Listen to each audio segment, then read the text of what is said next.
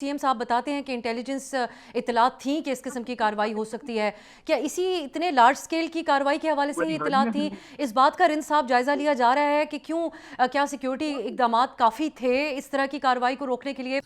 جس دن یہ آپریشن سو کالڈ ہیر آف 2 لانچ ہوا اس سے 24 گھنٹے پہلے اگر آپ میڈیا کو چیک کر لیں تو 2 انٹیلیجنس بیسڈ آپریشنز کیے گئے شعبان میں اور پنجگور میں، جہاں پر 41 دہشت گرد جو ہے وہ جہنم واصل ہوئے. یہ انٹیلیجنس بیسڈ آپریشنز اسی طرح انٹیلیجنس انفارمیشنز پر ہی کیے جاتے ہیں، اور ہمیں یہ خدشہ ہے، ہم اس بات کو بھی دیکھ رہے ہیں کہ جس طریقے سے کوئٹہ کو اٹیک کیا گیا تھا، یہ جو شعبان کے قریب ہم نے کارروائی کی تھی. کامران صاحب کوئٹہ سے ہیں، وہ کوئٹہ کو مجھ سے زیادہ جانتے ہیں. شعبان جو ہے وہ کوئٹہ کے آؤٹسکرٹ سے اگر آپ کوئٹہ کی طرف آنا چاہتے ہیں تو 1 سے 1.5 گھنٹہ لگتا ہے.